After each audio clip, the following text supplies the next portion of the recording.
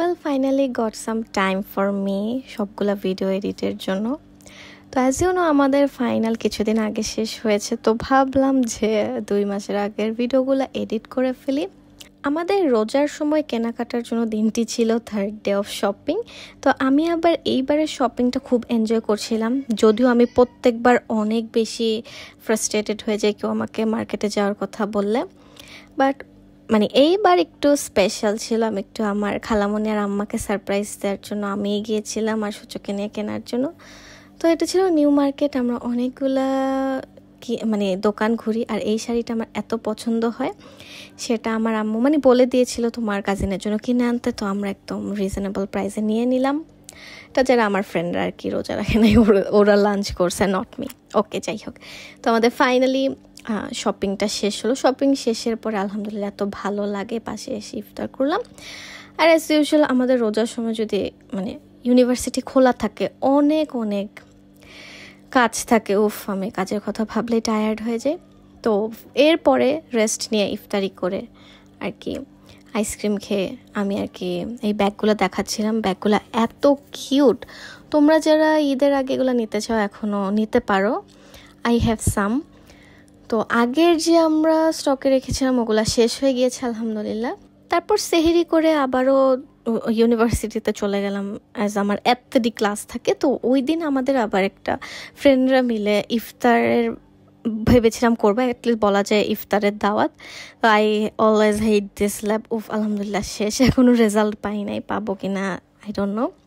এরপর একটা শ্যুট করলাম, অনেকগুলো ছবি তুললাম। বাট এখানে যেহেতু মনে হচ্ছে আমরা অভিনয় করতেছি, বাট অ্যাকচুয়ালি না, আমরা অ্যাকচুয়ালি ঝগড়া করি। এরপরে স্যারকে প্রজেক্ট ডেমনস্ট্রেশনের জন্য গিয়েছিলাম এবং ফাইনালি আমাদের ইফতার করার পালা চলে আসলো। আমি ফ্রেন্ডদের সাথে হ্যাং আউট অনেক বেশি পছন্দ করি, যখন মজা হয়।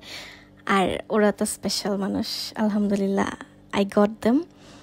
তারপরে খাবারটা ওই দিন মজা ছিল আলহামদুলিল্লাহ। নর্মালি আমি যতই বাইরে খাই আর এতগুলা আর কি ব্লগ করি, এডিট করি, খাবার ভালো পড়ে না। আর এই ছেলেটা অলওয়েজ, ওর নাম প্রত্যয়, আমাদের ফ্রেন্ড, ও অলওয়েজ ফান করতেই থাকবে।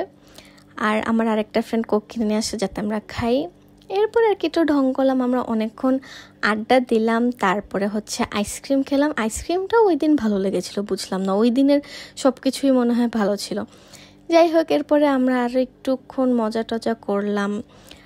আর আমরা একসাথে থাকলে অনেক মজা হয়, এটা সব ফ্রেন্ড সার্কেলই সেম। সূচকে বলছিলাম ভয়েস ওভার দিতে, ও কবে দিবে আই ডোন্ট নো। ও ভয়েস ওভার দিলে অনেক ফানি কথা বলে, আমার নিজেরও ভাল লাগে, but she is so lazy, কি আর করার। এরপরে আমাদের এতই ক্ষুধা লাগে যে আমরা আবার এত কিছু খাওয়ার পর মোমো খেতে খেতে বাসায় চলে আসি। এর পরের দিন আমার অনলাইনে ক্লাস থাকে, শুক্রবারে মানুষের অনলাইনে ক্লাস থাকে, জিনিসগুলো একেবারেই ভালো লাগে না আমার। এরপরে আমরা ডেইলি এরকম ভাজা পোড়া খেতে খেতে টায়ার্ড হয়ে গিয়েছিলাম। এর জন্য আম্মাকে বলেছিলাম যে পানি ভাত করতে। আর পানি ভাত আমার কিন্তু পার্সোনালি অনেক ভালো লাগে, যদিও আমি পানি ভাত এতটি খেয়ে মোটা হয়ে যাব। এরপরে আমাদের শপিংগুলো দেখে ফেললাম, তাদের সুন্দর সুন্দর, তাদের নিজেদের জন্য না, কাদের জন্য যেন কিনেছিল, বাট ইট ওয়াজ গুড। আর আমাদের তো অ্যাসাইনমেন্ট চলতেই থাকে, এগুলোর কথা কী বলবো, অ্যাসাইনমেন্ট, খাওয়া দাওয়া, এরপরে রেস্ট। আর এই তো আইসক্রিম খেলাম। আইসক্রিম ওই টাইমে কেন জানি খাইতে ভাল লাগতো। নানু যখন কল দিয়েছিলাম আমি তাকে দেখাচ্ছিলাম খাবেন কিনা, তারা তো কেউ খায় না। যাই হোক, পরবর্তী ব্লগগুলো দেখার জন্য আমন্ত্রণ রইল। আই হোপ, আমি আশা করছি যে টাইমলি আপলোড করবো ইনশাল্লাহ। আর রোডিজ আমরা ডেইলি দেখি, আমার ভাল লাগে। ওকে, বাই।